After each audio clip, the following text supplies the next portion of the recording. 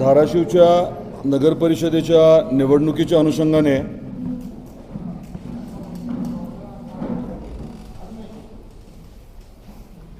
परत सुरू करूया। काही महत्त्वाचे मुद्दे आपल्या सर्वांच्या समोर मांडायचे होते। आपल्याला कल्पना आहे की भारतीय जनता पार्टीने धाराशिव शहरातल्या प्रत्येक घरामध्ये आवर्जून भेट देण्याचा कार्यक्रम केला होता आणि या डोर टू डोर कॅम्पेनच्या माध्यमातून आम्ही नागरिकांबरोबर बसून चर्चा केली होती की त्यांच्या भागातल्या नेमक्या आता अडचणी काय आहेत आणि त्याचबरोबरीने धाराशिवमध्ये आता आपल्याला काय काय करून पाहिजे।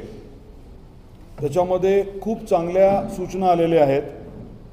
जाहीरनाम्यामध्ये त्याच्यातल्या ज्या सूचनांचा आम्ही अंमल करायचं ठरवलं आहे त्या आम्ही नक्कीच घेणार आहोत, परंतु कॉमन काही गोष्टी आल्या, काही गोष्टी, काही मुद्दे असे आहेत की जे सर्वदूर लोक अपेक्षा व्यक्त करत आहेत।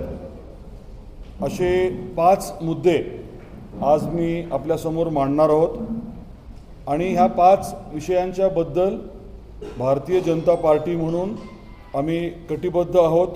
हे 5ही मुद्दे, 5ही विषय लवकरात लवकर अतिशय योग्य पद्धतीने मार्गी लावण्याच्या बाबतीत आम्ही निर्धार केलेला आहे।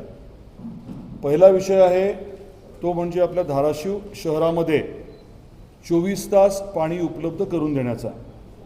आजची परिस्थिती